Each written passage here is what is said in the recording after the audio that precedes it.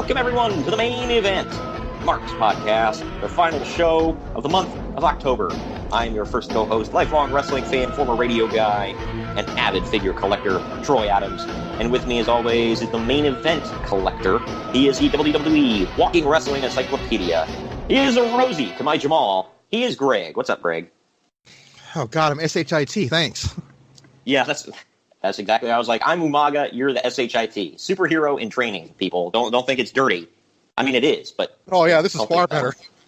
The superhero... Did I tell you I have a Jax figure of him? The superhero training? Yes. I didn't really made that. Yeah, he came in a 2-pack with Hurricane. Oh. Who, by the way, both of these men are on the show we're talking about today, so it fits. Today is years old. Yeah, right. Yeah, I have the one. He's in his first superhero in training attire, where they literally wrote it on a sweatshirt, and then he's wearing shorts and a purple mask. That was the stupidest, funniest thing ever. Yeah, looking back, not to say it's like, well, I'm 30 years old now, so yeah, I just told everybody my age, but not to say it's like, well, I'm 30 years old now, and I'm so much more mature than I used to be, but seriously, I'm like, looking back, I'm not, but looking back at this era, I'm just like, don't get me wrong, there was a lot of fun. You and I talked about how great the year 2002 was in the WWE. However, my God, just there was so much crap on TV during this time. Yeah. Because they had no competition. I mean, if you want to call AEW competition, I wouldn't even get into that. But there was nothing opposing it. TNA was running on weekly pay-per-views, so they literally weren't on TV. Well, let me say this as far as the competition thing goes. They don't necessarily have competition as far as TV ratings and merchandise and blah blah blah. AEW is doing pretty well with merchandise, but they're not WWE. And I'd say that the only competition they have, and not just with AEW, but just in general, is there are so many other places to go work. If you're not one of them that's like, man, I have to be in the big spotlight of WWE, and it's more of just like, this is a job, I want to make money and I want to do good, then, I mean, you have options. So I'd say that's the only quote-unquote competition that's out there. I do feel like there's more indies now than ever. Yeah, that's true. There's more indies now than ever. And yes, I do count ROH as an indie. Sorry to everyone who doesn't believe that, but it kind of is. Yeah. That happens to be on TV. It's like I might even say the same about Impact now. Oh my gosh, yeah. Well, anyway, besides all that, yeah, we're going to get into all the lack thereof competition and all that good stuff here today. There is a little bit of a Halloween theme to this episode still, so I wanted to go with it. Not just because it took place on October 28th, 2002, but also just because of the main event and stuff surrounding the main event, which was death and caskets. There's also a couple of guys on the show that dressed up as wrestlers for the show, too. So, holy crap. All right, well, now that, that adds another Halloween theme to this show, because Greg's here with his shovel burying people. So he borrowed it from his favorite wrestler of all time, Triple H, that golden shovel. I take that as a compliment. Thank you. AKA the best promoter on earth right now. So yeah, thank you. Good Lord. What is it that argue me on that, please. What is it that Matt Hardy said that one time where he was like, I buried this young person like the man with 3 H's or something to that effect. Man of 3 H's. The man of 3 H's. Yeah. That's why I love it. It just makes a little sense. The man of 3 H's. I'm like, that's brilliant. Yeah, like what? All right. Well, we're gonna take our first real quick. Yeah, we're gonna have a real quick break right here. When we come back, it's the news and notes of the time. You and I's favorite part of the show. We'll be right back. Follow us on Twitter and Instagram at @mainevent_marks and Facebook at facebook.com/maineventmarkspod. Now, back to our program.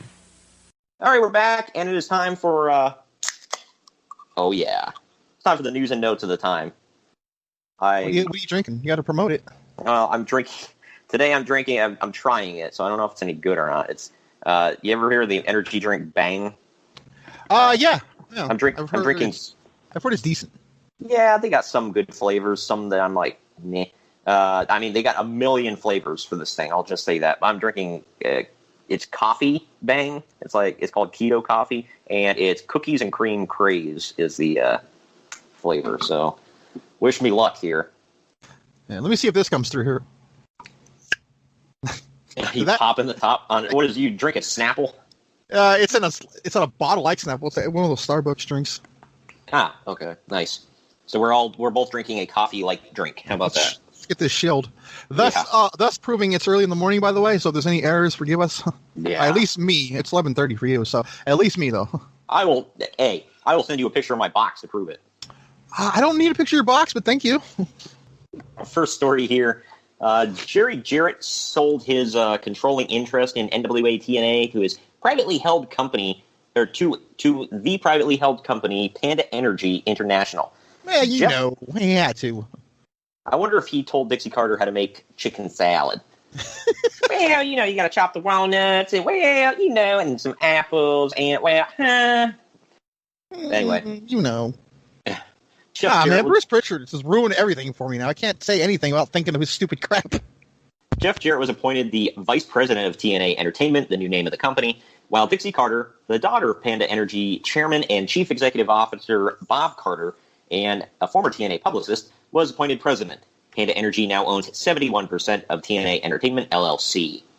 So I did not even realize when I picked this show that this was when NWA TNA became I think, well, I don't know if they officially dropped the NWA part of it at this point. I think they held on to that for a few more years. They did, but they just stopped calling it NWA TNA. They held the NWA title until 2006. Yes. I remember that. Was it 2007? No, it was May of 2007, I believe. Okay. Because Kurt Angle was just in TNA, or just came, or no, he didn't just get there, but like less than a year. He won the title, but then they got rid of it. But yeah, TNA, man. Well, one more story about TNA. I missed that era of TNA, by the way. That was when it was great. I know. From here until a lot of people say from here until 2009 was like quote unquote their heyday as far as like their product. I believe that company is what's really sparked our friendship. I believe, if I'm right. That was one of them. I mean, wrestling in general, but I believe like you and I would get legitimately excited and party up on Xbox on Thursdays for Impact. Yeah. And we would watch the pay-per-views and all that good stuff because the people I was talking to at the time absolutely hated TNA and were all about. And I know, obviously, you're a diehard WWE guy, but they were like, "If it's not WWE, I don't care. It doesn't matter. I'll never watch it." I'm like, whatever. I mean, yeah, I can watch anything really. I mean, I do watch it all still to this day. The marketing firm TNA sued back in September has filed a countersuit against TNA, claiming slander, libel, breach of contract, and more. Another graphic design company also sued TNA for $56,000, claiming that they haven't been paid for design company logos and other artwork. Can I ask, do you know what's the thing in question here? It's just a marketing. Well, a marketing firm and a design company are both. Well, I guess TNA sued the marketing firm first, saying they didn't get what they were promised. And then the marketing firm, I don't know what they were promised, but the marketing firm countersued. Whereas the graphic design company, who's designing stuff for them, like logos and stuff, they flat out came out and said, no, we haven't been paid. You owe us $56,000. I like the commentary. Somebody who posted the story said, they said, TNA and being sued for, not being paid go together like peanut butter and jelly. Paul Heyman's going to sue him now to rip off his gimmick. How dare you, sir? That was my I'll have you know. Not every. I will have you know, sir. If I may have another volley. All right. Anyway, Pritchard. Here you go, man. What was I just saying, Pritchard? Right. Here you go, man. You've brought this up a few times. Bob Sapp makes his wrestling debut for New Japan Pro Wrestling at the Tokyo Dome this month in a match against Manabu Nakanishi. So, yeah. Yeah, I still don't get why people in Japan, man. Apparently, people flock to him, man. Yeah. Well, why? You want to know the weirdest part about the story is they said, well, the Tokyo Dome is kind of like this show is kind of floundering. We don't know if tickets are going to sell, but they put Bob Sapp on there and said he was going to wrestle, and all of a sudden they were like, "My God, we're saved!" I'm like, what? You mean the guy from The Longest Yard who was a big baby? Yeah, basically. It's just like, what the frick, dude? Apparently, he's a huge draw over there, like you alluded to. A worst MMA fighter in the history of fighting, I would say. Yes, even worse than CM Punk, by the way. At least CM Punk didn't get busted up and cried. he my nose. Right? I wonder that was a play on that. He really cried when Mirko Krokop broke his orbital bone. He was crying in the ring. Ring over there. Good Lord. I saw it. got. I mean, don't get me wrong, that hurts, but I mean, dang, dude, really? He's a big ass dude. I'm like, man. I know. I mean, I'm not standing in line to take a kick from Crow Cop. I'm good, but it's just a point. Yeah, it's like, whoa, I didn't say I want one. I was saying, you're a wimp. You're a puss. Anyway, this next story, you know who's not a big draw in Japan, Craig? And it's not speak ill of the dead, but, this is the story and it's the facts. Speaking of New Japan Pro Wrestling, China is wrestling men in New Japan and will be in the Tokyo Dome. She's been recently wrestling Tanahashi, who Uncle Dave says was the only person in New Japan that he's seen that was able to get anything even halfway watchable out of China. But all in all, this is still a mess, and Uncle Dave can't understand what the hell New Japan is thinking. Man, he's been on Tanahashi's nuts for 18 years. Right? Well, he is the ace. Go Ace! I thought that was Cowboy Bob. Wrong Ace. Oh, like the Ace Crusher. Dynamic dudes. Wow. Yeah, but no... The most surprising part about this was recently I had found out about China wrestling in Japan, and I went, why? Regardless of what anybody says, she was not a good wrestler. I mean, she wasn't horrible. She just wasn't good. And if probably just a draw. Well, apparently she didn't draw very well over there either. They thought she might. And from people wrestling over there, they said they hated her. Like, the people in the backstage hated her because she came in with the I'm a big WWE star attitude, and they were like, yeah, but you suck, so who cares? And she wasn't much of a draw in Japan, so that, that was even less of a reason to care about anything she had to say. I'm just curious, was this before or after she did porn? Before. Yeah, because I feel like they wouldn't allow her to wrestle out there if that happened before. Yeah, well, that was the whole reason she got fired from TNA. You remember when she had was she there a month, if that? She was there a couple of impacts, a pay-per-view, and then gone. Yeah. Still doing the pedigree, by the way, as a finisher all those years later. It's a little weird. But yeah, she told us, she was like, I'm done with porn. And then they're like, all right, yeah, we just don't want a porn star on payroll, especially if you're telling us you're done with it. And then they find out, wait, she's not done with porn. You're fired. So, whatever. I mean, to each their own, I guess. But this is an uneasy topic. Yeah. For obvious reasons. Well, another uneasy topic here. This one shocked me, actually. Ring of Honor held a show this month in Philadelphia where the Insane Clown Posse showed up. And they were allowed to wrestle a match. Oddly enough, in Philadelphia, like, if it was anywhere else, I'd be like, well, of course, yeah, it's Ring of Honor. But this was Philly, so I didn't think they would do this. But in Philadelphia, the crowd chanted, "Don't come back," at the end of the match. Good! I believe they're currently chanting that to the Eagles. Good grief. That sounds like that would be right up Philadelphia's alley. Oh, you seen Clown Posse in Ring of Honor? Yeah, sure. Makes sense. Here's my... I don't know what to do with that. Without offending someone. Huh? Yeah. Here's my one and only UFC story, just because I want to... Were you watching UFC in 2002? I think I literally just started. Ah, okay. Well, maybe you recognize this name, because I don't. They said at the latest UFC pay-per-view, Rico Rodriguez beat Randy Couture to win the vacant UFC heavyweight title. Yeah, he was a flash in the pan. Yeah, because I was like, who the hell is Rico Rodriguez? Whereas Randy Couture is known as, possibly the greatest of all time. He's definitely on the Mount Rushmore. Yeah. He's in the discussion. If he's not one, he's 1A. So, yeah, I don't know. Mike Awesome, Shawn Stasiak, and Horace Hogan were all released from the WWE this month. Aren't Mike Awesome and Horace technically related? Yeah. I don't know why I need to point that out. But yeah. Wiped out 2/3 of the Hogan family right here. Yeah, the other third being Brutus Beefcake, right?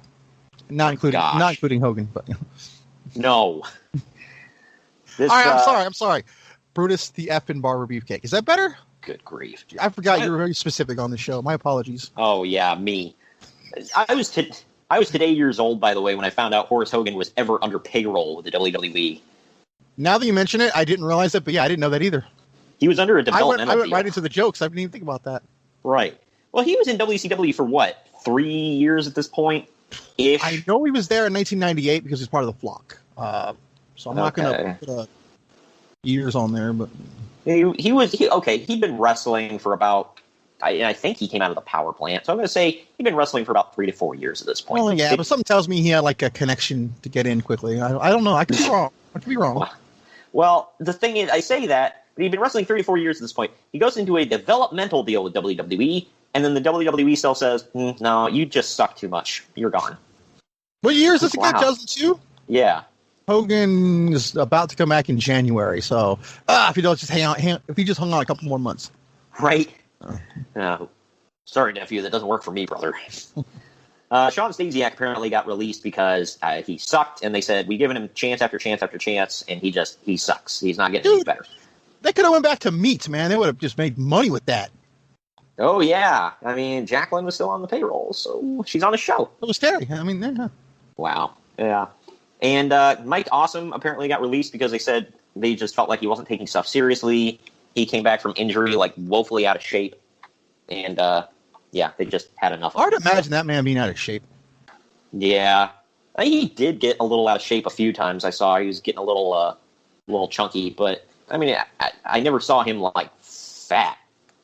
He's got some fat asses. Fat! I'll make him bleed. Anyway, that was one of my favorite ECW guys, by the way. Awesome, yeah. I mean, when he died, man, I was hurt. Yeah, that was sucked real bad, especially the way he died. Yeah, I was going to say the way he died, man. That's just like, what the hell is wrong with your life, man? You got to do that. Yeah, I know. It sucks to think about. WWE has had talks with Ultimo Dragon about him coming to WWE. Dragon is 36 and fresh off coming out of retirement. You always want to retire when you're 36. Yeah. I feel like a couple months after this, maybe. Huh. Well, there you go. He would stick around at least through WrestleMania 20 because he had that debacle with his cape. So that's 2004. So he at least lasted a couple of years. Right. I have a Jax figure of him, by the way. They need to make a metal of him. I would mark for it. Hell yeah! I'd want one in his green, like the green and red. Course. His plastic. Yeah. There's no other one. They can make a chase if they want, but that needs to be the one. Well, the Jax figure I have is him in his silver. That's a WWE one, though, right? Right. Yeah. I want the classic WCW one. The one where he held 10 championships, pal. God dang it! Also, Spanky, also known as Brian Kendrick, I'm listening. He will be giving a tryout at some upcoming WWE shows. He would pop up shortly after this because I remember his whole rap thing with Cena. He would, and he would also do the whole shrieking thing, right? Oh my gosh, yeah. The second naked guy in WWE history. The first, of course, being Phineas I. Godwin, a.k.a. Midian, a.k.a. Tex Slazenger, a.k.a. Naked Midian. Didn't he use his real name for a minute, too? There was one more. Dennis, a.k.a. Dennis Knight. Dennis Knight, yeah. Of Southern Country. Or no. Southern Justice. Southern Justice. Southern Justice. Chung chung. I did the Law and Order thing, but yeah. Sounds like a TV show, doesn't it? We just hooked a lot of white listeners. One in particular that you and I know very well. Roll Tide. Gosh. Well, I'm going to try to condense these next stories down real quick so we can get into the event at hand. This one, Sports Illustrated wrote a story on WWE's decline over the past year. The story claimed that the wrestling business has never been in worse shape, which is actually not true. Even though WWE's revenue has declined by more than $30 million this year, it's still one of the most profitable years ever for the company. Prior to 1998, WWE had never had anywhere close to a year like that. In the 80s, which many consider to be a boom period for wrestling, they weren't even making 1/5 of the revenue they did in 2002. However, the wrestling business is kind of in bad shape at this point. As we talked about, there's basically one company holding a monopoly in the U.S., which hurts everybody. Wrestling as a whole is absolutely declining in popularity at a staggering rate. Vince McMahon was asked for a comment on the piece, and his only response was, quote, "Why is a sports magazine interested in an entertainment story?" Almost like that was a smart-ass comment. Yeah. Almost as if he's an asshole. Almost. I don't know, I hate that. I think when you're as successful as Vince, you can do whatever the hell you want. Yeah. I mean, do you have any comment on that? I did feel like, even though 2002, we talked about how great it was, it also had its downfalls, I feel. Well, this is the very first year with no opposition. Right. And again, I'm not counting TNA. I can't count them because they're on pay-per-view once a week. So I'm not going to count something that you have to go out of your way to search for and buy. Right. So, well, oddly enough, this month, I mean, this doesn't make your story any less valid, but I did find out that this month, I thought Impact was their first show. I was wrong. Their first televised show was Explosion that debuted this month. only in Nashville, right? I can't remember. I know it was a very small station, so it wasn't even like a nationwide station. The pay-per-views are nationwide, but that was it. Yeah, they would tape it before the pay-per-view, right? Or the show on pay-per-view.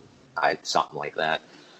Well, this was, I think, after this had to, and now I can see why Panda Energy wanted to buy TNA, because they clearly saw the pay-per-views where one week you had a little person masturbating into a trash can, and then the next week, Jeff Jarrett brings a little person out to the ring in a bag, and then another little person holds him up with a gun.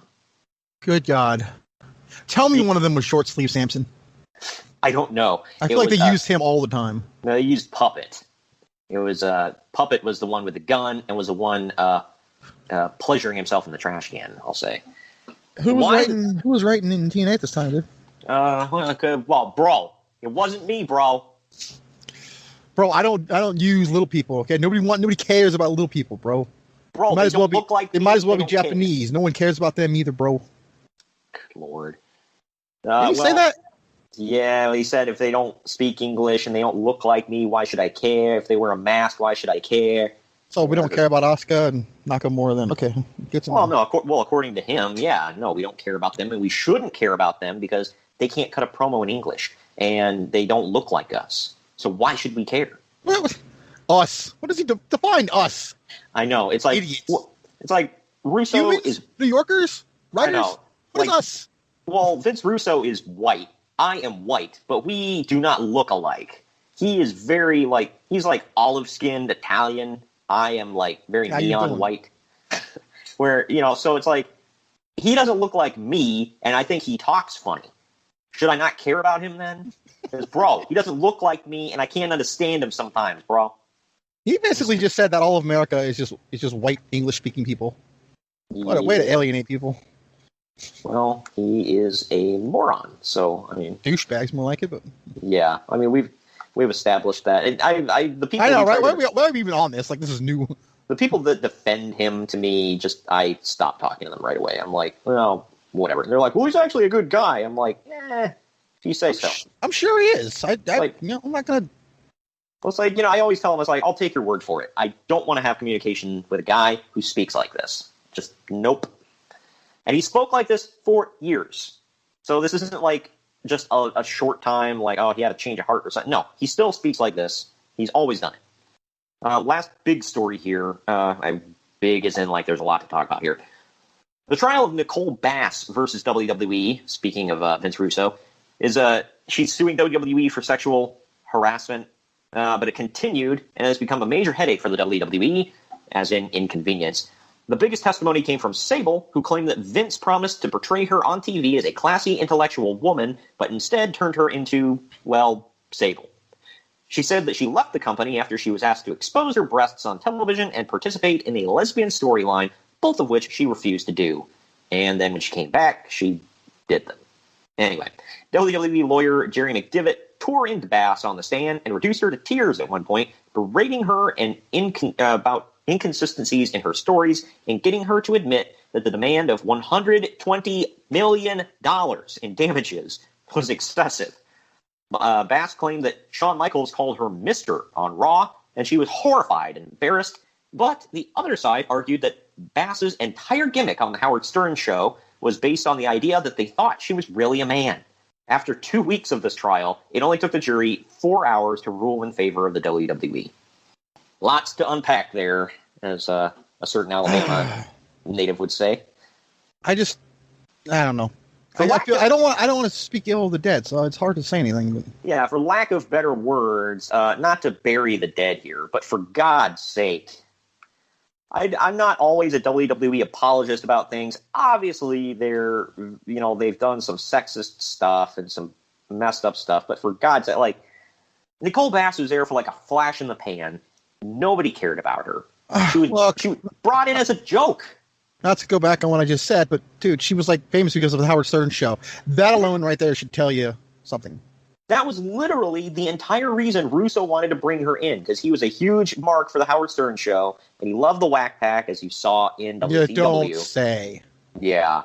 They said he would listen to Howard Stern and write the show for the week, the WWE show for the week. So, there you go. And bro, we're going to have a competition, bro, where we find out if a woman shaves her pubes or not. Bro, that's money.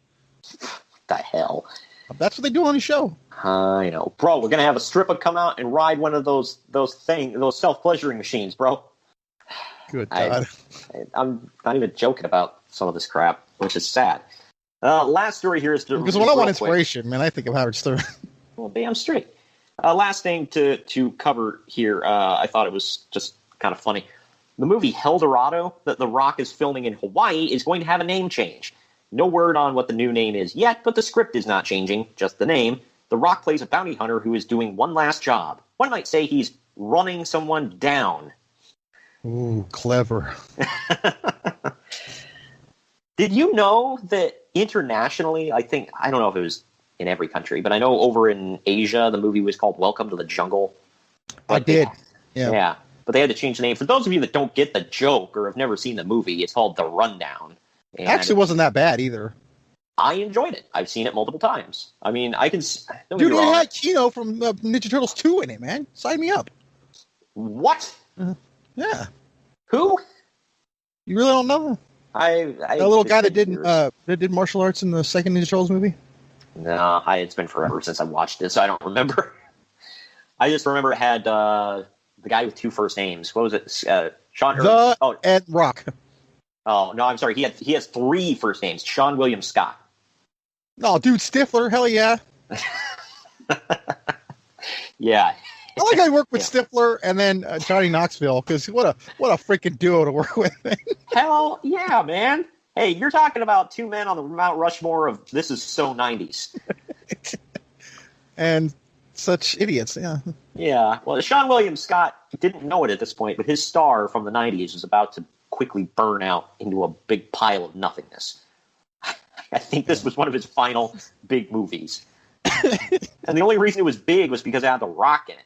You know who played the bad guy in this movie? Didn't have Jason Biggs in it, so, I mean, no, not humping a pie, so, you know, that alone took away from his stardom, but... All right, well, that does it for the news and notes of the time. I don't know how the hell we get to Sean William Scott in a wrestling podcast. That's brilliant on the... what's the word I'm looking for? Not switch over. Transition. Wonderful transition. Hell yeah. Going from the 90s to the 2002. Follow us on Twitter and Instagram at @MainEvent_Marks and Facebook at Facebook.com/MainEventMarksPod. Now, back to our program. All right, WWE Raw. The date is October 28th, 2002. The venue is the Joe Louis Arena in Detroit, Michigan. Do you realize, I didn't even realize until I started watching this, the last two weekly podcasts we've done, not including the bonus show, have been from the Joe Louis Arena. I didn't realize that, but yeah, I mean, that's a famous arena, dude. Yeah, cool connection here. It's closed now, which is sad. Yeah, it sucks. I like how the new one's called Little Caesars Arena. I believe that's what it's called. And there's like Little Caesars, there's Little Caesars posters all over the place here, I noticed. Good grief. What do you mean, ew? Screw you. I mean, I say it because of the name. I like Little Caesars. Don't get me wrong. I'm not one of those pizza snobs. But, if that is a thing. One of our listeners is. Yeah. Well, I hate when they brand arenas. Like, I've always liked, the Joe Louis Arena, the Soldier Field, stuff like that. That's why, they've completely made the name of the Cavaliers Arena just a complete, the butt of a joke now. What is it now? Like Rocket City Mortgage Arena or some crap like that. I like the Q better. Yeah, I thought it sucked when they changed it to the Quicken Loans Arena, but I'm begging for that back now. Yeah, nobody called the whole thing because it at least sounded presentable. I like the Gund Arena better, but whatever. It's I hate when they do that crap. But either way, the official attendance for the show is not published, and I don't have a direct line to Uncle Dave. I was going to ask you to pee next to him again and ask him what the attendance was, but we didn't have enough time. Next time I talk to him, it's got to be good, remember? Or I'm going to get blocked forever. I get one more shot, remember? I haven't used that yet. It's 2 years. I'm still waiting to use it. But Uncle Dave gave him one more chance before he's blocked. So I don't know what constitutes one more chance, but that's why I'm not taking it until I'm sure. Yeah, don't shoot that shot yet. But either way, we start off with the old digital WWE Open, and my second favorite Raw opening ever across the nation. I freaking love my this first one. note is on there is it's the best Raw opening ever. I don't know. I always toss it up with either that or Thorn in My Eye. That was Raw's War, so. Well, okay. I mean, if you're going to get technical, then yes, it's the best ever. But it's a million times better than that new crappy one they got. That one sucks. If they change SmackDowns, I'm going to rage. That's probably the best theme they've ever used for any show ever. They're going from AC/DC. You can only go down from there. So, I mean, I'm going to rage, I swear. Unless they somehow get Metallica or Guns N' Roses, I'm going to rage. I was literally about to say, if they switch over to Metallica, I will accept that, but nothing else. Anyway, they make sure to, I'd even accept Ozzy. That'd be pretty badass, I think, but either way. Oh, yeah. They make sure to show off the casket at ringside before Triple H comes out to the ring and sets up a folding chair to do one of his. This was always the thing in this era. Me and my dad actually used to watch wrestling together at this point, and we always had the ritual. Raw would start. You'd hear time to play the game. My dad would get up and be like, I'm going to go get a smoke and get some coffee. Let me know when he's done talking. Every single Monday. And he'd come back 25 minutes later. He's like, God dang, he's still talking? And I'm like, yes. I actually timed this. I think it went 17 minutes. It felt like an eternity, and I'll explain why. It wasn't just him, but it was mostly him. I have one other note I didn't say at the beginning of the pod, at the beginning of the episode. I just put Go Wolverines because I forgot they were in Michigan. Go ahead. F you. Yeah, this was another reason. They're right in the heart of everything I hate. Michigan. But anyway, Triple H cuts a promo, making Kane look like an idiot for throwing him in a trunk last week with a child safety pole, so Triple H could easily escape. I wanted to talk about that real quick. I remember that episode. I think it might have been an accident. They were driving off, and you can see the trunk popping open at the end. So wow. I feel like they called an audible here because it was obviously the week before, and I vividly remember the trunk popping up. And the announcers didn't acknowledge it, so that's how I knew it was not supposed to. Well, WWE honestly just needs to effing quit with the vehicles because, ever since the 90s were fine. You know, the stuff with Austin, it all seemed to go. And this very arena, by the way, with the Zamboni, yes, it was great. Yeah, so that was fine, but once they got into the 2000s, it seemed like almost everything they tried with vehicles, just something went wrong. Whole thing sucked. Yeah, it's just well, you remember the Goldberg thing, right? Where he flooded his engine and then literally ran after a speeding car. Yes. And then The Undertaker at Vengeance 2003, the bike breaking down. Yeah. Oh, man. I love the cover-up, too. Oh, he's so focused on John Cena, he's not even going to ride his bike to the ring. He's going to walk. Yeah, he's like, God dang it. And he actually gets up and just, walks to the ring because he flooded his damn engine. Oh, man. You could see, just the Undertaker just wanted to curl up in a ball and die right there. He was like, oh, I'm pissed. Because that one wasn't anybody's fault other than his own, and he knew it. He's like, son of a... Anyway. But this continued. Triple H talked about the infamous Katie Vick video from the week before. Yes, we are 1 week removed from, I screwed your brains out. And she's actually on the show, too. Yeah. He says that she is here tonight. And security opens the casket, and there's the Katie Vick sex doll in a cheerleader's outfit inside. It's clearly a male sex doll, by the way. Given either that or they switched out the heads. I don't know, because when you lifted it up, you can see up the skirt. I didn't see any junk, so are you sure? When all the when the wig and everything fell off, it was clearly a male head. So I don't know. Maybe they switched it. Well, we'll leave that innuendo alone. Keep going. Maybe Al Snow lost his original head and he needed a backup. Good God. What? Nothing. He's on the show, by the way. We'll get to him. Triple H makes a bunch of jokes about her being dead and makes sex jokes, and he does a ventriloquist act with the doll. He was lifting it up and said, you feel like dead weight. Yeah, you're dead heavy. Oh, you're like dead weight. Oh, man. And then he makes plenty of dick jokes about Kane and his fried little wiener. And just my first note, before we get into the interruption here, imagine this. Just close your eyes and picture this happening on a Monday night in, say, 97, 98, even 99. This would not have happened. But WCW is dead. ECW is not that ECW was ever competition, but ECW is dead. No, this sounds like ECW, actually. Oh, ECW wouldn't have even done something like this juvenile. They would have made it a lot more filthy. But this would not have happened, especially to this length. And that's the first time in this promo I've said that. There's more yet to come. Triple H is randomly interrupted by the Hurricane because at the time he was the comedic effect interrupter guy. Therefore, not random. He's also Kane's tag team partner. Well, yeah, I guess it wasn't like super random, but he did this, and then they were the Canes. How do you acknowledge that? They were Hurricane. And they just put a K where the C is supposed to be, and boom, tag team, merchandise, sell it. Right. I actually, for Halloween, I think this very Halloween, I dressed up as a Hurricane in this outfit. Fun fact, I drafted Hurricane in my Big Fed. Yeah.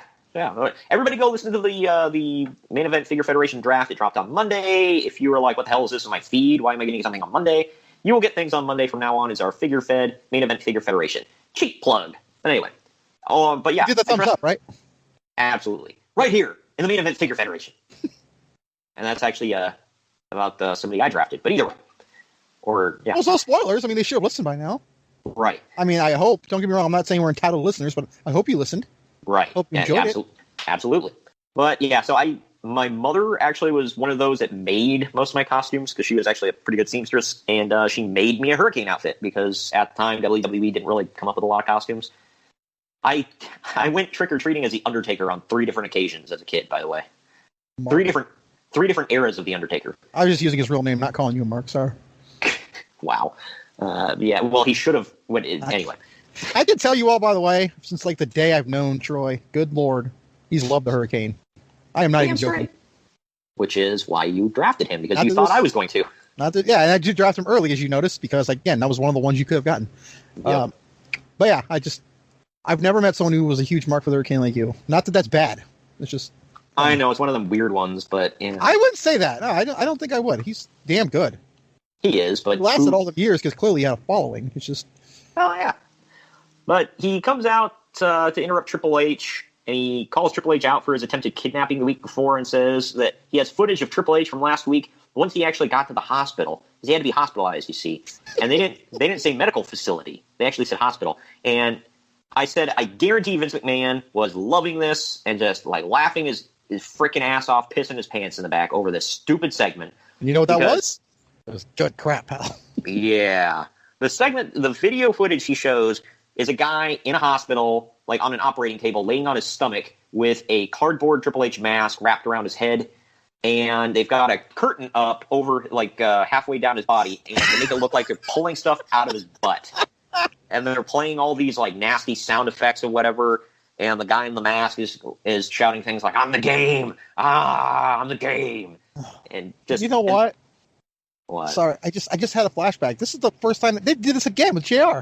I forgot about that. Dr. Heine. I completely forgot that. And it was the same punchline. By the way, this video went on for, I think, 5 minutes. I didn't time it, but I'm safely going to say 5 minutes. They pulled a sledgehammer out of his butt, and then the never-ending handkerchiefs, because a hand. I can get on board. I can get on board with the sledgehammer. That's funny, and I'm not going to say original, but it's funny and makes sense. The rest was stupid. Yeah. Yeah. A hand, because you got to get that one in. A squirrel. Okay, a gear shift, a steering wheel, and his own head, because, that's always the punchline of this. Pulled his head out of his ass. We could at least get something from Ric Flair, because that would make some sense, too, to poke fun at him, but... I'm actually kind of being serious on that, because he was his, quote, manager or whatever at the time. I don't know what you want to classify him as, but that would have made some sense. Well, Lawler is hooping it up and laughing his ass off, while JR, did you notice JR didn't say a word? I did. He was silent as death. He made sure to talk about how classless the Katie Vick thing was, too. If you noticed that on commentary, like right away. Well, the video from last week, it was the most deplorable thing I've ever seen. So he flat out has said on his podcast he purposely would lay out during stuff like this. He said Vince would be screaming in his ear, "Say something, damn it, say it!" And he'd be like, "Nope, I'm not even going to acknowledge this is happening because it's so stupid. I'm just not even going to comment." I mean, kudos to him for that. I mean, yeah, stick with the show and do your job, but at the same time, it's like, what was he supposed to say?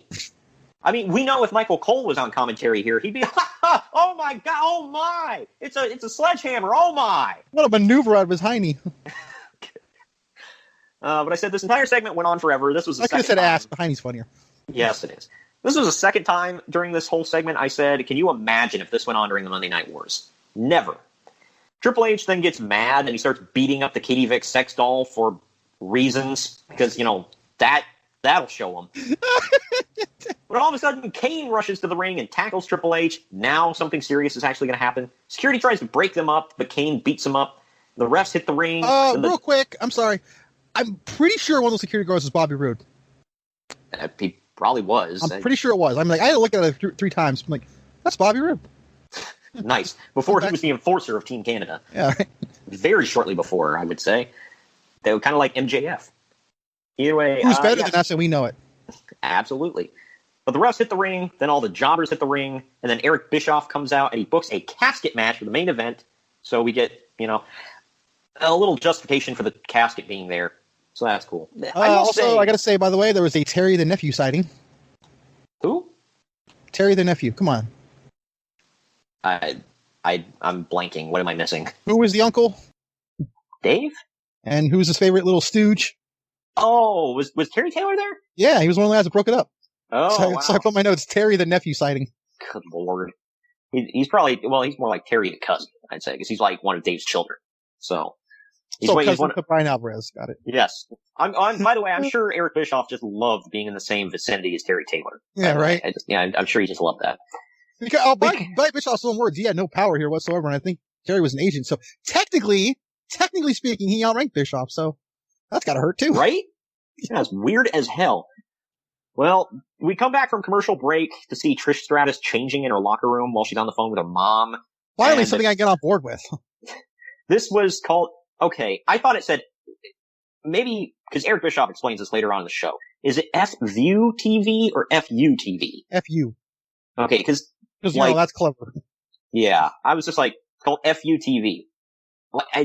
What? That's not even clever or none of this was clever. Accidentally. Yeah, this was just completely stupid. I don't remember this at all. I don't know if you do. Oh, I do. It ended right after this, honestly.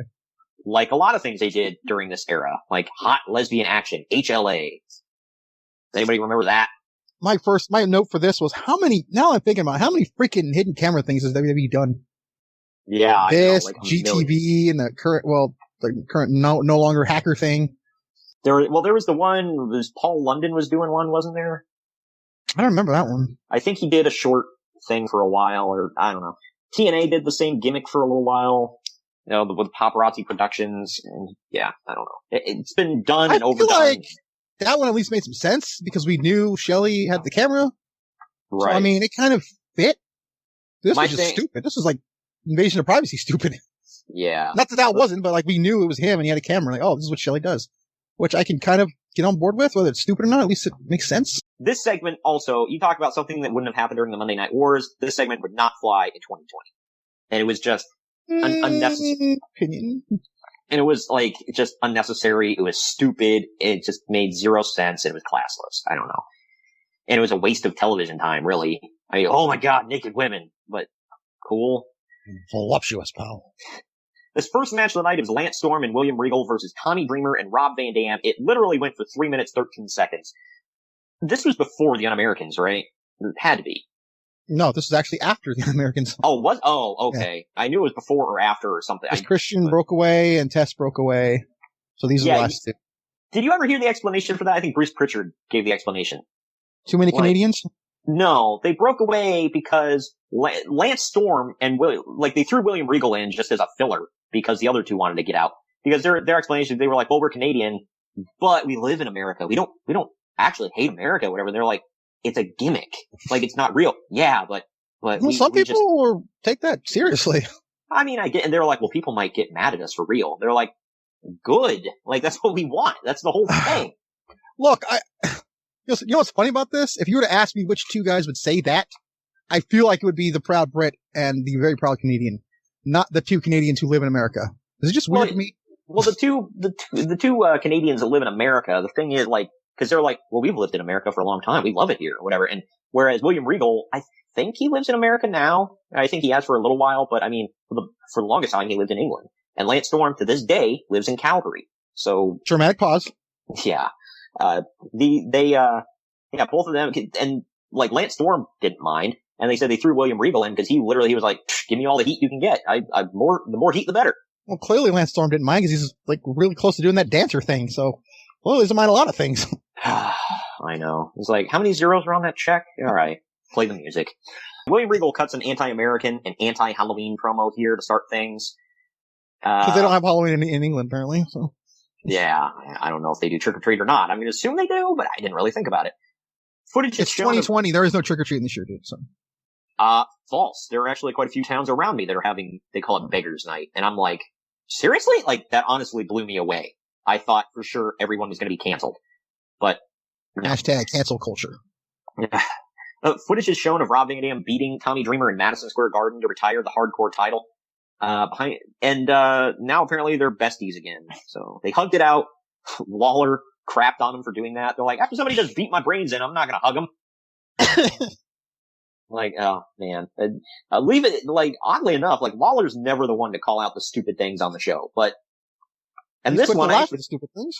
I know this one I actually thought made a little bit of sense because it's like, look, we're still brothers even though we beat each other up, whatever. But anyway, so the hardcore title is officially gone forever, bro. To this day, so yeah, it is gone forever. Yeah, even though I have a toy of that came with my Viscera Elite figure. Same. Behind the referee's back, Lance Storm dove off the top rope and cracked Dreamer in the head with a Canadian flag. This allowed Regal to pin him for the 3 count. For being less than 4 minutes, I actually thought this was about a 2-star match. Well, look who's in it, though. Yeah, I thought all 4 of them did really well, and Tommy Dreamer is actually still in semi-decent shape at this point. 2 notes I have for this. I said, we all know about the Great Britain-Canada Alliance. That's a world famous one. Oh, yeah. And then, did you notice that Tommy Dreamer had all the jobber gear on? Oh my gosh, yeah, generic WWE American flag shirt, the ball cap. What was the hat? Was it just a WWE hat or? Yeah, I think it was a Raw hat or something. I can't remember. Good Lord. Here, go out and show this. He did. That was his thing for the longest time. He just wore generic WWE gear. It just all came rushing back to me watching the show. Yeah, it was weird because I remember, like, for those of you that don't remember when he was doing for some reason, when he was doing that gimmick where he was really disgusting and eating his own puke and stuff. Taker's tobacco spit. Oh my gosh, yeah. He wore just like generic t-shirts, like a Raw shirt or a WWE logo shirt. I'm like, do you not have your own stuff at this point? Why is this Could you wear his friend stuff? I mean, like an RVD shirt or a Dudley shirt or something? Like, why did the WWE look at him and was like, I see you drinking out of a urinal and brushing your dog's teeth? Oh, that's simple, because he really did crap like that. It was a running gag. Yeah, it's something he used to do all the time. Like, what would Dreamer eat? Was that a gag or something? I don't know, but I heard it on a podcast. I forget which one, but it was born out of that because he would do weird things. Now I don't feel so bad for him. That's disgusting. What the hell? Yuck. All right. Well, anyway, don't let Vince McMahon find out what you do for fun in real life, or it might become a gimmick. Eric Bischoff is in the back with Rico and 3-minute warning. I completely forgot there for a while that Rico was with them. Eric said this was after the fake gay wedding on SmackDown, by the way, I believe. To this day, I will go to the grave saying it's one of the greatest things in the history of wrestling, because that swerve I did not see coming at all. Neither did I. I was like, fantastic. Yeah, I thought, well, they're not actually getting married, right? But they were publishing articles about it, like it was real. Whoa, we're not gay. We don't have anything against them. It's like, in fact, if I was gay, I'd probably marry Chuck. Yeah, not Bart. That's his brother, you sick. Oh, sorry. Yeah, the real life brother. That one I got a little heated on. Not heated, what's the word? Off the script. I'm leaving it in, pal. But, yeah, that gimmick was weird. I have a Jax figure of Chuck from the Billy and Chuck days. I wish they made a Mattel of his biker dad. I like that gimmick. That was different, I'll say. He's had so many. That was really him, though. That was closer to his real life, though.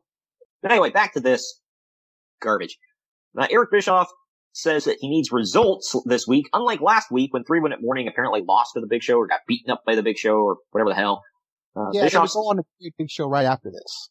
Okay. Literally right after. Well, Bischoff says that he's tired of the disrespect that he's been getting from everyone, and if 3-minute warning doesn't make an impact, their 3 minutes are up. We then get Stacy Keibler walking up Test in what I assume was catering, and she sits down with Test. She tells Test that everyone has their special fans, and now Test will have his. They will be the testicles. My only note for this was, good grief. This makes for, plenty of jokes and King laughs. testicles, They make sure to get close-ups of Stacy Keibler's ass. I'm not complaining, but it's just like more stuff that wouldn't fly in 2020. And just, I'm not complaining. Yeah, this just was stupid. Whatever. Now, Spike Dudley, that alone, I thought this was a 10 segment, but whatever. Wow. Spike Dudley and Bubba Ray Dudley come to the ring for a match with Chris Jericho and Christian for the tag titles. This, by the way, this was the era where Spike and Bubba were teaming up because wasn't Devon still doing the Reverend Devon thing over on SmackDown? Yes, he was. And, got to comment on that in a second, on the segment we're coming up on, so. Okay. So, anyway, they come out for the match. I completely forgot that the Dudley Boys were using that Saliva song in this era. So badass. I brushed over it and forgot about it. But, I mean, yeah, it was, I don't think they ever had a This was a Saliva-heavy era, like right here, because they would use that. Jericho would have King of My World coming out. I think we'd come out to it the next week. And they would be doing the theme song for Survivor Series. So it was pretty heavy at this moment for them. They got a big check, pal. But Chris Jericho's theme hits, but the Dudley Boys get jumped by 3-minute warning, who just destroys them. And I think what you were getting to with the Reverend Devon thing is we get a vignette right after this for the coming of Batista to Raw saying the genetic revolution has begun. Yeah. So the next segment's Bubba Ray in the back with Bischoff, right? That's coming up after the next match. Okay, we'll get to that. Yeah. But yeah, so the Reverend Devon thing, just like they're still doing it. For those that don't remember, Batista had his head shaved, was dressed like an altar boy, and he was Deacon Batista. And talk about paying your dues. Right. Yeah, and he was doing that forever. And then, like, and Uncle Dave in the results for this, he was like, they were showing vignettes for Batista, now with hair, coming to Raw. No explanation, no reason for, any of this. Just, by the way, he's not Deacon Batista anymore. He's coming to Raw. Okay. I'll tell you why he's coming Raw. Because Mark Jindrak sucked. And he's workout buddies with Triple H. That seems to get people pretty far in wrestling, by the way. If you work out with Triple H, you will, in fact, have a top position on the card. I've yet to see a dud out of that, though, to be fair. Yeah. It was Batista, Sheamus. I want to say there was one other, but I don't know. Either way. Michaels. The next match is Test with Stacy Keibler taking on Goldust. This went for 2.5 minutes. Stacy gets in the ring and hands Test a microphone. Test seems rather embarrassed, but he eventually says, I just wanted to say hi to all my testicles. And Goldust cracks up behind him because, he's making jokes about his wee-wee and his what's under the wee-wee. I don't know, whatever. His junk, pal. This match reminded me that Test was not good at all. Goldust sets Test up for Shattered Dreams. Stacy gets in and goes off on Goldust. He kisses her, something else that wouldn't fly in 2020. And then he sets her up for Shattered Dreams as well. The ref stops him. Goldust sets Test up for the curtain call, but Stacy slaps the referee. I don't know why that wasn't a DQ, but it wasn't. She goes over low blows Goldust, and Test hits a running big boot for the win. 1.5 stars. What say you? I just didn't care about this at all. It sucked. Yeah. Test was not good. Yeah. And this was the guy Russo was saying, he's just as big as Kevin Nash. We could make him the new Nash. Like, no. I'm sorry. I don't want to speak ill of the dead, but Nash had the hit factor. Sorry. That's just my opinion. But. And his matches didn't completely suck. Like, and even when they did, I felt like I was still into it. Just because I genuinely liked him. There was nothing entertaining about Test. Ever. Other than, having a hot chick with him at ringside. All right, this was the segment you were talking about, and I think I know where you were going with this here. Bubba Ray Dudley bursts into Eric Bischoff's office. He goes off on Bischoff for sending 3-minute warning out to attack him and Spike before their big tag team title match. Says Spike can't compete now. So Bischoff says, pick a new partner. Any partner. I don't care who it is. Any partner you want. And were you, because I don't remember what happened on this Raw, were you also thinking, it's going to be the return of Devon? Well, at the time, I knew what was going to happen, but I must say I wasn't wrong. I was just a tad early. Yeah. Well, after this, we get another vignette, this time for the coming of Scott Steiner for the WWE. We still don't know if he's going to be on Raw or SmackDown. Spoiler, he's going to be on Raw. And he's going to be another WCW guy that Triple H just pounds into the dirt. This was that time period, by the way. I also got to point out something I forgot to mention, but the Batista promo. Yeah. Did you notice they called it a genetic revolution? Yeah, they capitalized the R and E. Yes. I was like, wow, that's clever. Nice little foreshadow. Right, yeah. And And at this time, it was already being rumored that Batista was coming in to join a 4 Horsemen-like stable, but there wasn't an official name for it yet. I wonder how good that stable would be. Yeah, I don't know. They probably wouldn't go anywhere. Speaking of that faction here in a minute, footage plays of Shawn Michaels from The World, which used to be WWE New York, now renamed The World. That's clever, I guess. Now it's Hard Rock Cafe. Yeah. But he was at The World the week before. He's sitting in a wheelchair on the stage and acting like, I'm trying to get out of it, but I can't. I'm still hurt. And then he just shrugs like, And then he jumps out of it and dances around. He's fine. He was faking it. Swerve, bro! I love this segment. Yeah, it was great. And he cuts a promo about he's coming for Triple H. You don't know how, you don't know when, but I'm coming for you. And all of a sudden that footage is interrupted by the Randy News Network update. Hell yes. Where Randy Orton gives an update on his hurt shoulder. He tells everyone to send well wishes to getwellrandy@WWE.com. So it's like stupid yet great. It's like the new write-in campaign for when Hogan got crushed by Earthquake. Nice. Only this one is much more efficient. I love on this show, by the way, Triple H is main eventing, Randy Orton's hurt, Batista's on his way, Ric Flair's MIA. Right, yeah. Yeah, everybody except Rick is accounted for here. Jonathan, I wonder if Rick was not there because Reed had a wrestling meet. I'm not even trying to be funny about that. I'm like being serious. But we get a Jonathan Coachman sighting. He approaches Kane backstage and tells him that the casket match will be non-title, which every time they make a point to say this is not for the title, every single time you know what way the match is going to go. So that just kind of spoiled it for me, even though I knew how it was going to go. But yeah. But Kane says, it's fine. It's not about the title. And what happened to Katie Vick was an accident, but what will happen to Triple H tonight will not be. I do not have a Jax figure of this era of Kane. I don't have a Mattel figure of it either. I have a Mattel figure. The one with the removable mask and hair? Mm-hmm. My biggest gripe about that was not the toy, but this Kane was, if you remember in the lead up, I think, wasn't it 2003 when he lost the mask? Mm-hmm. Okay, in the lead up to that, there was a match where Batista ripped his mask off, and he runs away with his hair covering his face. But then, when he takes the mask off a week or two later against Triple H, the hair is attached to the mask. I'm like, what? No, don't overthink it. It's weird. Because even, like, a casual, like I said, my dad was a very casual viewer, watched every once in a while.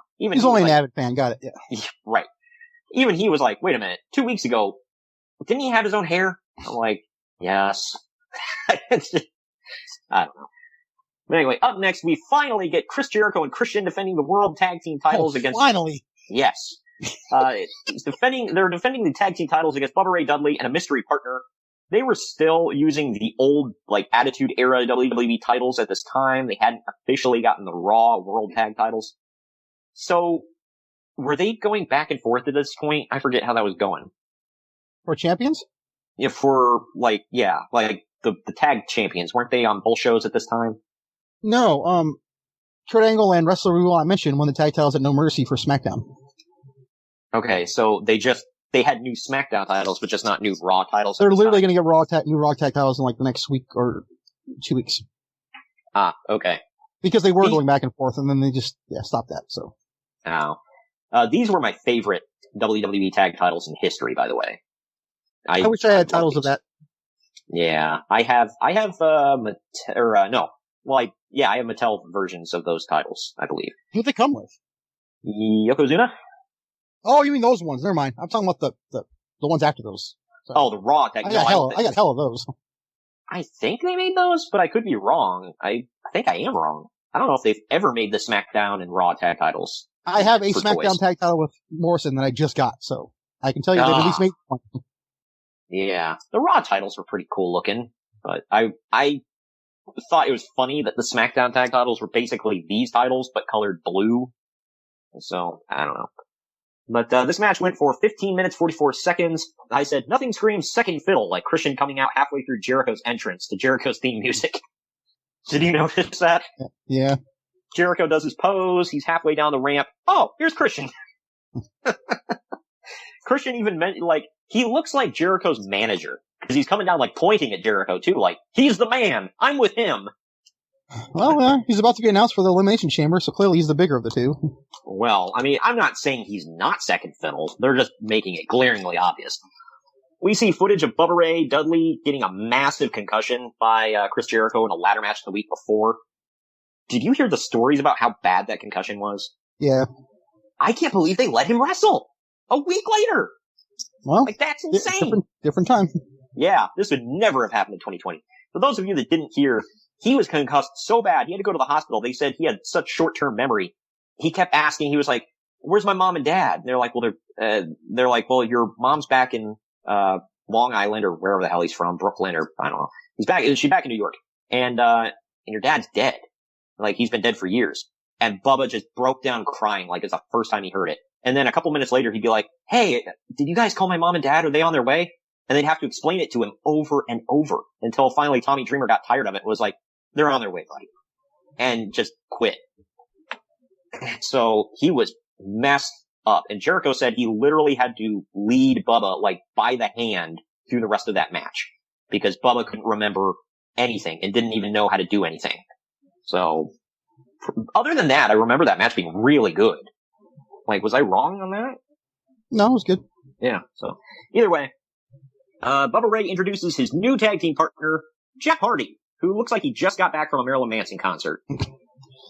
Doesn't have a limp yet. Yeah, no limp yet. He made sure to chop his he cut his pants off, super white boy style, like at the knee. Well, I can't say super white boy style, because if he was going super white, he would have cut him off like halfway up his thigh. Either way, Jericho and Christian go for the concerto on Bubba, but Bubba ducks. 3-minute warning tries to get involved, and he gets taken out by Bubba and Jeff. Later on, 3-minute warning is literally holding Spike Dudley upside down on the stage like they're trying to shake his lunch money out of his pockets. Bubba runs up to save him, but Jeff hits Jericho with a swanton bomb. But Christian pulls the ref out of the ring. Not sure why that wasn't a DQ, but either way, Jericho blasts Jeff with a tag team title, and then hits a lion salt for the win. This was during the era where Jericho was trying out different moves as a pinning move. I said it was a bit overbooked, but all in all, great match. I gave it 3 stars. What say you? I thought it was decent, but it was like over before I got into it. Yeah, it was just shy of 16 minutes. I thought it was a good length for it, but yeah, it was, I don't know, it was pretty good. Jonathan Coachman is backstage with Triple H. Triple H says that he's scared of Kane because last time Kane was in a casket, he tried to force himself upon Katie Vick, and last week, Kane said that he wanted to screw Triple H in the trunk of a car. So he's making a bunch of gay rape jokes. Cool. Yeah, what's wrong with that? Something else that wouldn't fly in 2020. They let Triple H just say the most outlandish crap during this era. First there was the stuff with Booker T, then there's this. Anyway, he said as far as Shawn Michaels, Triple H says Shawn is full of hot air and he's not afraid of him. Triple H then takes off into his locker room to answer a ringing cell phone. We get FUTV again, where Triple H talks to Ric Flair on his cell phone. Triple H says that Rick needs to get there ASAP because he needs him there. And Triple H is obviously upset at the end, slamming stuff, huffing and puffing and all that good stuff. So, blowing your house down. Good grief. Well, he's got a huff and puff between, I am the game. Sorry, I had to get that one in there. That was my favorite impression of him of all time. Very accurate.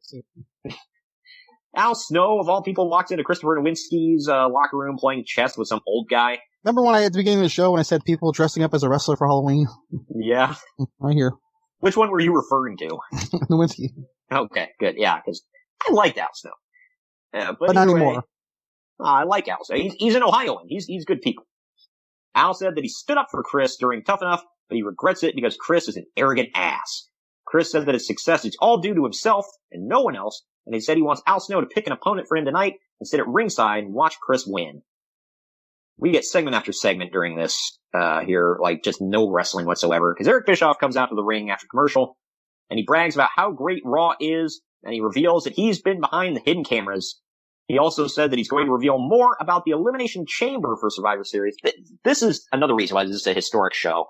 I know we talk crap about it, whatever, but he announced the Elimination Chamber, the week before this? Yeah. Yeah, he said the Elimination Chamber is coming up at Survivor Series. He didn't say what it was, though. He says it will involve 6 superstars and involve elements of Survivor Series, Royal Rumble, and War Games. Bischoff then reveals that the 6 superstars will be Triple H, Chris Jericho, Booker T, Rob Van Dam, Kane, and Shawn Michaels. So this was the big reveal of that. He said he will actually show what Elimination Chamber is next week. Kane claims that he's seen like blueprints of it, and it's going to be better than Hell in a Cell, all that good stuff. So this is only the second Survivor Series coming up that didn't have a 5-on-5 match, right? Or a 4-on-4? Yeah. I think the other one was, I want to say 92? 2, yeah. Yeah, so 10 years later. But anyway, Booker T comes out after this to interrupt Eric Bischoff, and he tells Bischoff that he deserves to be in the Elimination Chamber. Bischoff needs to get to step it. He then says Christopher Nowinski needs to get out there because he's going to be Chris's opponent, and he panders to the Detroit crowd and all that good stuff. So, if you ever wanted to see Booker T versus Christopher Nowinski, here is your wish and desire answered. It's that. How sad is your life if that's your wish and desire? You know what? Hey, somebody wanted to see Glacier and Dink on the same card. So, that was a thing. When am I ever going to get to see them on the same show again? Just gotta point out he hasn't been wrong, because I don't think it's happened since, so. I mean, he's right, but that doesn't make him not wrong. Either way, this match went on for 3 minutes, 6 seconds. The match starts off hot with them jumping each other right away. In the end, Booker T is in control. Nowinski slides outside and punches out Snow. Snow slides in the ring and beats up Nowinski, and the referee disqualifies Booker T. Booker then punches out Snow and beats up Christopher Nowinski. 1.5 stars. What say you? Sucked. Horrible. Yeah, Nowinski was never good, ever. But he went to Harvard, Greg. Never forget, he went to Harvard. Cool. Apparently that means something to his wrestling prowess. I don't know. Here's another tough enough cast off. Up next, man, it's the women's title triple threat match. Trish Stratus defends against Jacqueline and Molly Holly. Victoria is seen watching this match in the backstage. She is not standing sideways. She's actually watching TV like a normal human being. So, not sure if you caught that. I did, yeah. I'm sorry, I had to laugh at the smart-ass young bucks a couple weeks ago watching TV over their shoulder in the backstage area. Did you see that? I did, yeah. Yeah. So, they're such smart-asses. But this went for like 2.5 minutes. In the ugliest version of the move I've ever seen, Trish gives Stratusfaction to Molly, but on the way down she grabs Jacqueline, hitting both women with it. The match wasn't great, but it was 2.5 minutes. Trish pinned Molly for the win. 1 star. Any notes on this one? Nope. I just got tired of watching. I want to skip over. My God, I'm glad we're in the era we're in now with women. I know. Yeah, you look at this, you look at where we are now, and you go, my God, what in the hell? It's just, it's night and day. This is what Jim Cornette refers to when he talks about the girls' match. And Trish was a good wrestler. Jacqueline was a good wrestler. Molly Holly was a good wrestler. This match sucked. Holding sucked? Yep. A major podcast reference, sorry. Yeah, we always gotta get that one in there. Follow us on Twitter and Instagram at @main_event_marks and Facebook at facebook.com/main event marks pod. Now, back to our program. But the main event, we're finally here, ladies and gents. The reason we are all here for this show, it was Kane versus Triple H in a non-title casket match. Went for 11 minutes, 16 seconds. This is my favorite version of Kane's theme, by the way, and they don't dub over it. Yeah, it was badass.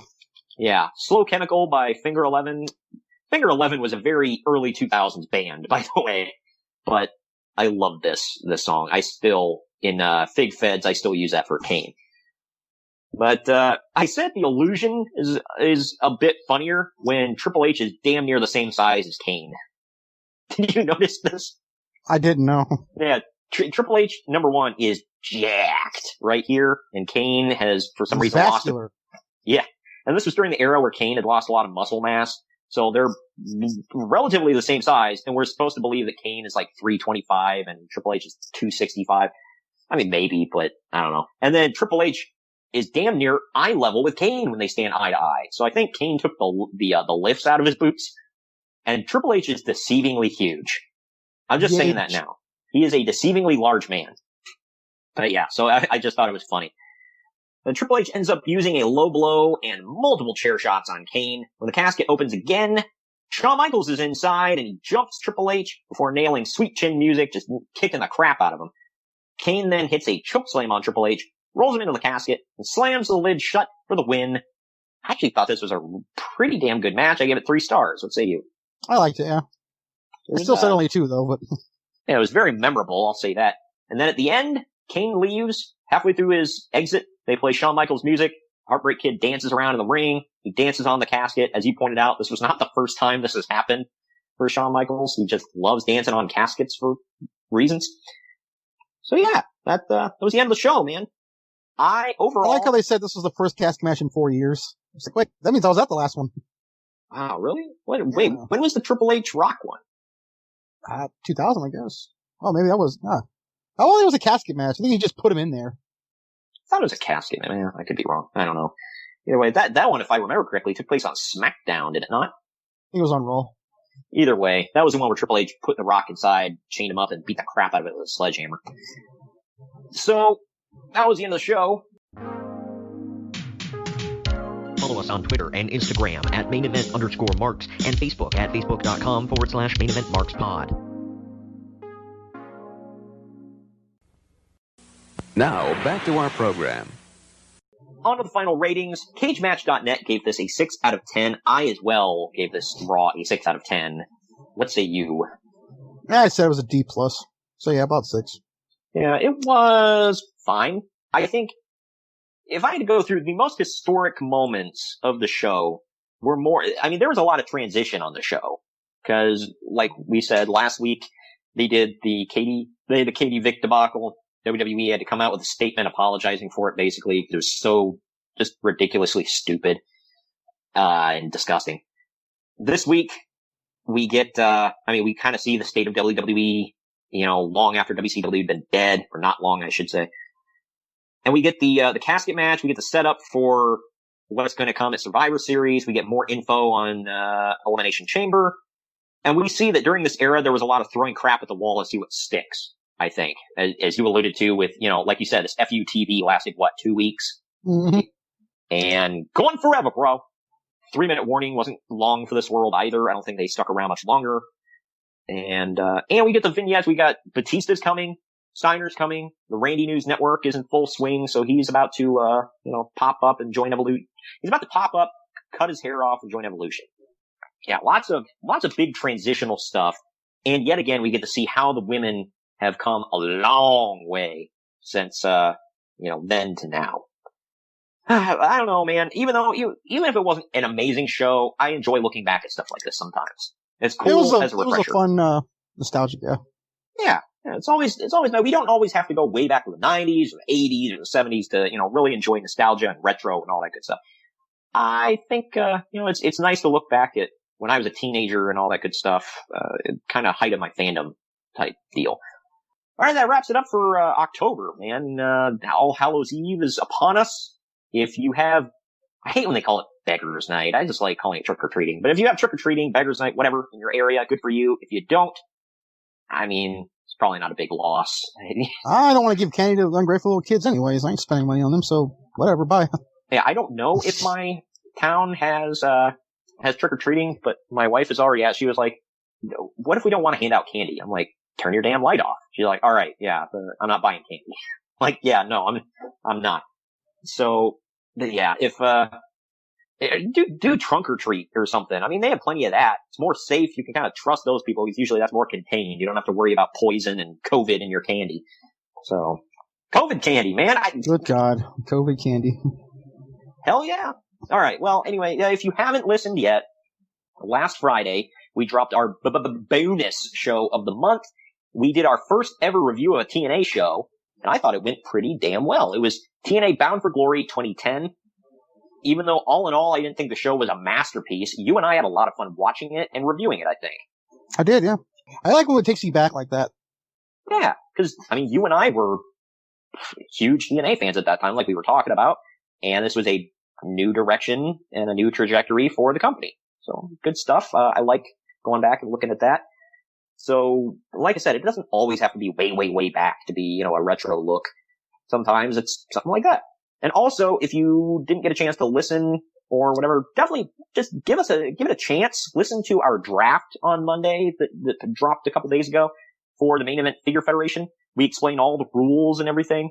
The show's a little long because it's a draft and there's 25 rounds, but I think it was worth it. Some good content in there. And, there's a lot of figure talk. If you're into wrestling figures, if you're into collecting, if you're into fantasy wrestling booking and all that, you'll like it. This next Monday will be our first official episodes of Jacked and Overdrive on the podcast. So look for that in your feed as well. And those shows will be a little shorter because we're running down 11 segment shows as opposed to reviewing something or whatever. And so we wrapped it up close to an hour. So I feel like that's a good time. And if you want to give it a chance, it's not a big chunk out of your day. You're probably working from home anyway, so just listen to it on the side while you're working or on your commute to work. But, man, up next, we are getting into the month of November. I don't know about you. I'm very excited about every single show we have for November. Hell yeah. We are starting the month off hot with WCW. We're going to go with World War III, 1998. I've never seen this show before. I think the World War III concept was different. I mean, obviously it was a take on Royal Rumble, but there was 3 rings, brother. I think after, 95 was the first one, and they did 1 giant per ring. I think they quickly killed that off the next year. Yeah, so this will be fun. Like I said, I haven't fully looked at the card, so I don't know what's coming up. We're obviously reviewing some Survivor Series shows this month. We've got 1 TNA show in the works, and our bonus show of the month, or the second to last second to last Friday of the month, will be a bonus show, and I am welcoming Jacob Grandi back on the show. He was on for our August bonus show when we reviewed the first ever SummerSlam. This time, we're going to be reviewing the first ever Survivor Series from 1987. The main event was Andre the Giant, One Man Gang, King Kong Bundy, Butch Reed, and Rick Rude versus Hulk Hogan, Paul Orndorff, Don Morocco, Ken Patera, and Bam Bam Bigelow in a 5-on-5 Survivor Series match. And it was in the Richfield Coliseum in Richfield, Ohio. So look for that in your feed. Thank you for joining me today, Greg, as always. Mm-hmm. October was fun. November, I think, will be even better. We will see you next week later on.